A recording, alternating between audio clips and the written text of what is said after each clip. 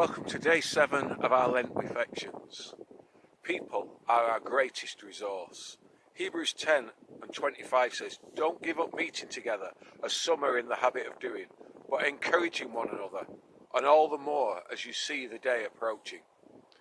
I've had a few conversations with people who describe themselves as believers, but who for whatever reason don't connect with the church. When I've explored this further, they tell me of harsh treatment by so-called Christians. It's true that the church can easily fall into that trap of becoming the moral guardians of society.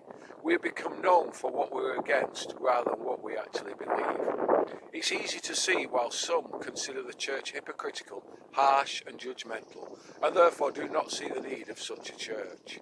They often remain believers in God and things spiritual, even desiring to follow the example of Jesus, but their walk is hindered by their experience and isolation. When people tell me they can be a Christian and not go to church, I am clear in the response I give.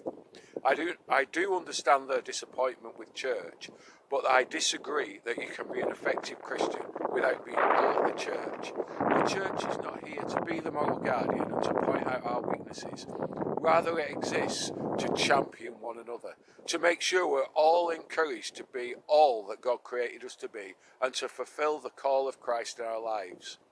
Imagine a school sports day if no one came to cheer the children on.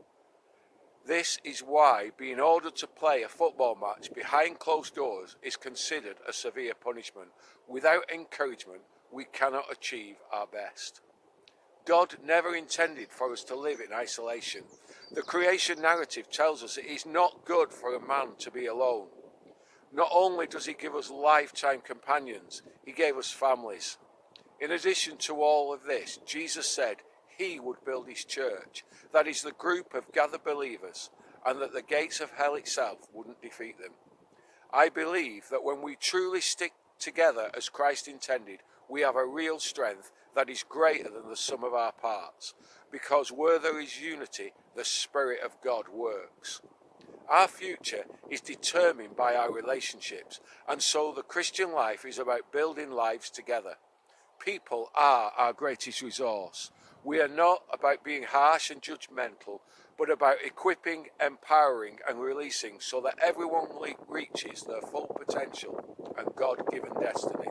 That doesn't mean we will ignore it when things go wrong. We may say to you, but we believe in you, but that you are capable of better things than you are doing.